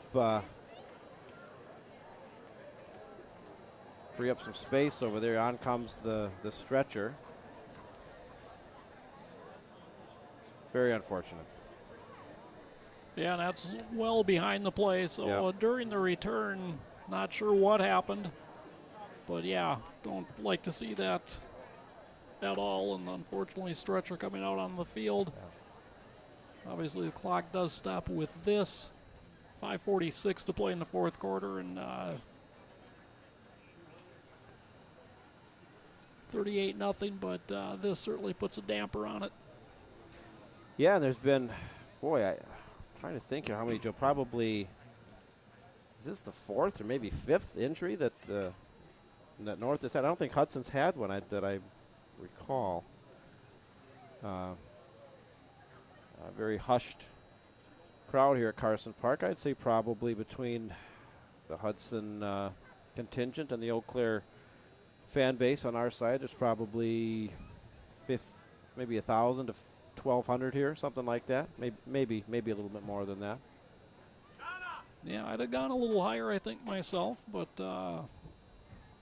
maybe closer to 15. On a Labor Day weekend, Friday night kicking off, like you said, kind of the end of summer, and gorgeous evening for football or whatever plans you may have outside. It's just very unfortunate, and this is hush. This is about as quiet as a stadium can be. Well, as they continue to, I'm not sure who that is down, and I don't want to speculate because I can't see. Everybody really hoping for the best here, and we're gonna maybe just pause for a little bit here to say a quick hello to Pat McCulloch, Sun Prairie Cardinal alum. Now a Raider fan, Sun Prairie down by Madison. So Pat, thank you for the email coming in. Melissa Simonis, coaches Simonis' wife, and she's watching from Hudson. Go Raiders. One of the fine coaches here. These coaches put a lot of work in to coach these young men on this team. A lot of bus trips and practices, and it takes a lot. My dad did it for a number of years. I remember it years ago, and thank you to Melissa.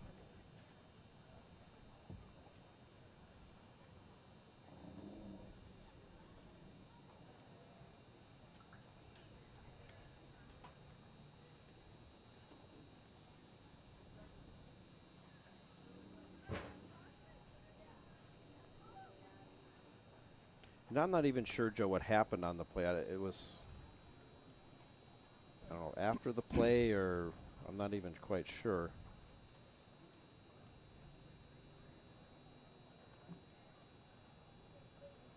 Well, and, by the looks of it, the Hudson team went down, got away to free up some space. Right. The Hudson coaches stayed behind. They're basically trying to provide some privacy, block things off. So, judging by the reaction here, it's not a, certainly not something that's very good. No.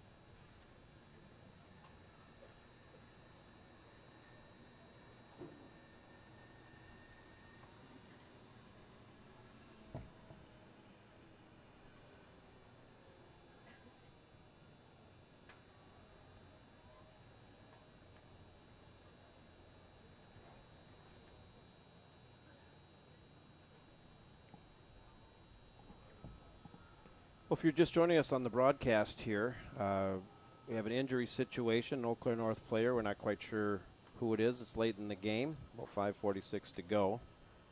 We've been play has been stopped for, I'd probably say, 10 to 15 minutes now. We're not sure of the nature of the injury. We're not going to speculate. We're not sure who it is. Everybody's down, hoping for the best, praying, trying to do anything and everything they can. So we'll just kind of hold tight.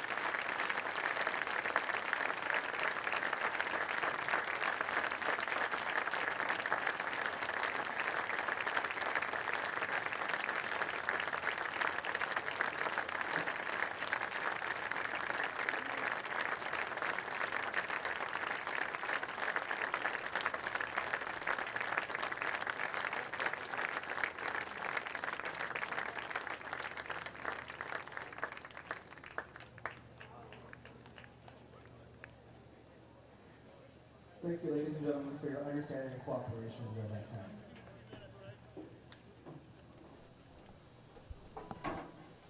And we welcome you back to a very somber Carson Park. The injured Eau Claire North player has been carted off the field. An ambulance has arrived to take him away. John, to me it looked like perhaps something with the right leg. There was a pillow underneath that leg, and I'm not sure exactly how much of this we were able to get on the camera. Not completely sure the number. I don't want to put out a name there and it not be right. Right. Just very unfortunate as we work our way through a roughly 20-minute injury timeout. Hudson going to stretch things out. Eau Claire North still taking a knee to our left, and yeah, it's from a football perspective, if we can even concentrate on that at this point. There's 5:46 left. It's 38-0 fourth quarter. There's not much left to be had from a football perspective, and I think this kind of puts everything in perspective. It very much does. It's number one. It's running time, so we'll just close this out and hope and pray for the best. Injuries are an unfortunate part of playing sports, whatever sport it may be, and football is certainly one of them. It got very quiet here, and we weren't sure exactly what the injury was, obviously of a serious nature. And he has left. The ambulances came in. We saw the ambulance come from across the way here at Carson Park. Very unfortunate. Hope we'll see if we can get some additional information, later in the week and pass it along, put it on the website, or David Decker continues to talk with his team. A 2 hour left. Certainly life lessons to be learned. It is very much so. And it's. As a player, you kind of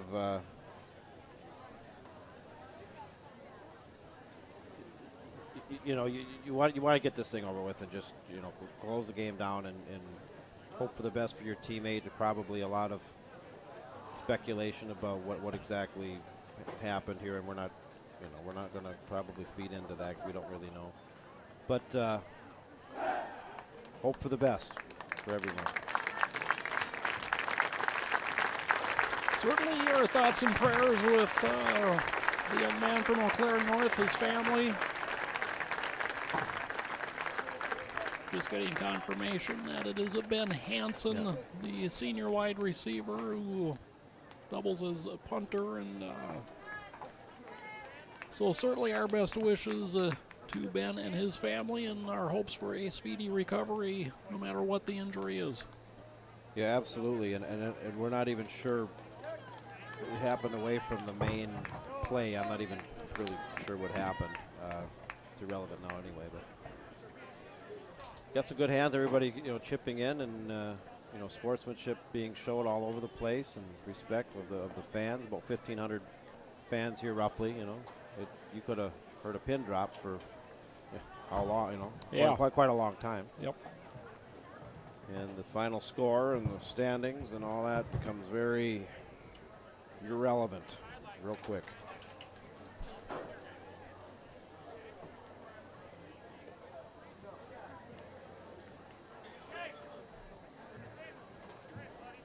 Huskies came into this game, banged up to begin with. John Bickle, their senior quarterback, having to sit this one out, getting injured last week.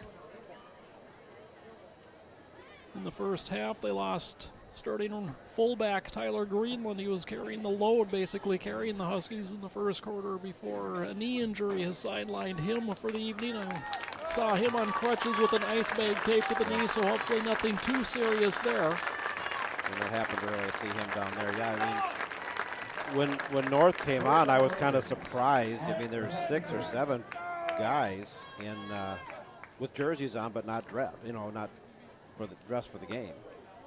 Yeah. Yep. And so banged up, and they're not a real deep team. Get back to live action here. And the Raiders 9-yard gain brings up 2nd and 1.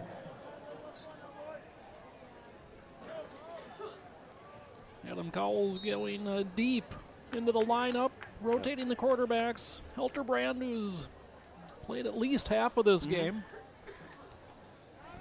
They fake the pitch, the counter plays, a flag flies, and taking this one in for a Hudson touchdown is Mason Trebold, but we'll see what the flag is. I think that's going to end up Legal motion, 5 yards. legal shift.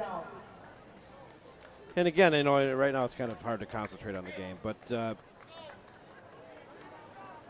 as big of a win as this going to be, penalties continue to mount up for Hudson. And I understand, you're shuffling players in and out and whatnot, but that negated a nice run nonetheless.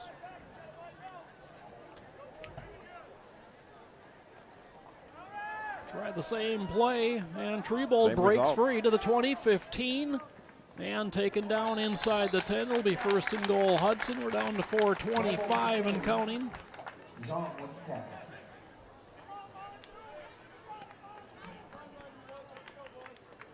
Kat Morissette emailing in saying, well wishes, Ben. We did confirm who it was, to our camera person upstairs, who confirmed with someone upstairs that the injured player is Ben Hansen from North, so we wish the best for him.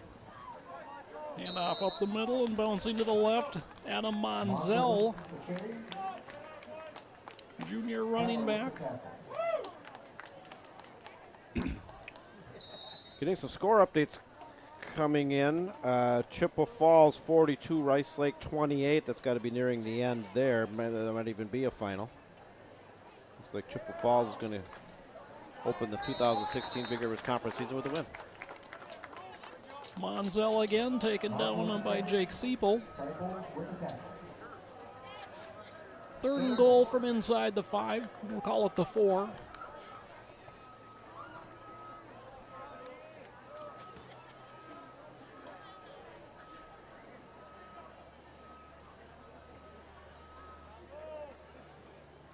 Hand off again, Monzel.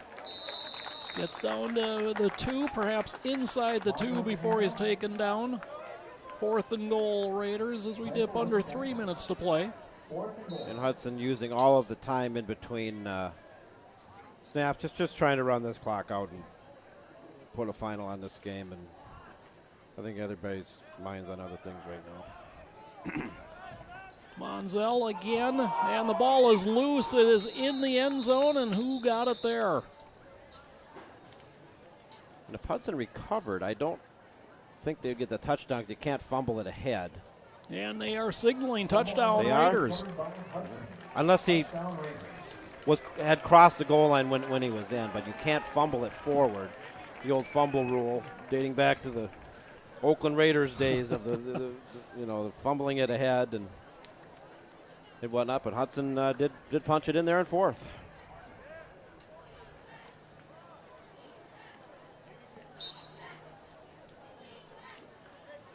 And Poling will attempt the extra point here.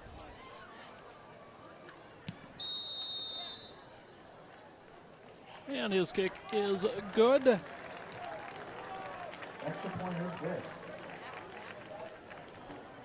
2:09 to play in this one. 45-0 Raiders, and this is the 6th consecutive season, John, in which the Raiders have put up 42-plus points on the Huskies. Last year I believe it was it 49-0 last year, or 48-0? 49. 49. Yeah. Okay, on a season finale for the Raiders and the Huskies. About 2:09 to go here, and if you just joined us late here, we had an injury situation that we're all very concerned about, and the stop play for a lengthy period of time, and just trying to run this one out and get everybody off and back home. So as we look ahead to this holiday weekend, a nice long weekend for those of us dealing with the 8 to 5 grind, Yeah, 9 yeah. to 5 grind. Plans after this beautiful Friday night, John? Well, it's heading up north. I'm originally from Hayward, Wisconsin. In fact, we had an email in from Trigo. I'll be going by Trigo and got a place up north, taking my young son up there and do some things up there this weekend and give Mom a break. She can get the boys out of the house and she can have a little quiet time to herself. Well earned, well deserved. And do that. And yourself? Fantastic. Mine is pretty wide open. Going to celebrate a little bit tomorrow with some friends just north of Stillwater. Mm-hmm. Should be some volleyball going on out there, as well as for those of you that are interested in spicy peppers, probably a few of those going to be getting taste tested along the way too. So just off the heels of the North Hudson Pepper Fest a couple Really? weeks ago. It's stuffed peppers there. They're always good. And Polling's kick again results in a touchback. His third tonight, his second from the 40-yard line. So Huskies will start from their 20, under 2 minutes to play now. Getting some more score updates coming in. I don't have a time here, but it's in the fourth quarter and probably late. It's a back and forth game up in Superior. Memorial holding a slim 2-point lead over Superior, 21-19. Of course, we play Superior up at Superior next Friday. Our fourth game on the road. Superior came in tonight ranked number 9 in Division II, coming off a 2-0 start. We'll have to see if they maintain that, or if Memorial. I would say that would be kind of a small upset if Memorial was able to win up there. Handoff and spinning up the middle with it is Taylor Ellis, sophomore running back, and Ellis picks up 3. Second down.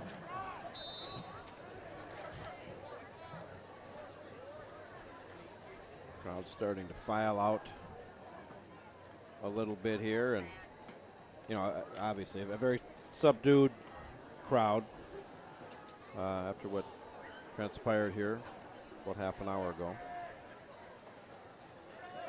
Hand off to the up back and spinning ahead for a first down. A very nice run. Michael Holler, junior fullback, with the 8-yard gain, first down. Likely one more play into this game as we're down to 25 seconds and counting. And the drive back home, not quite as much of a drive as they've had the last 2 weeks. A combined 9 hours on the road back home last 2 weeks. I ended up doing overnights down there. I wasn't willing to do the whole thing in one day.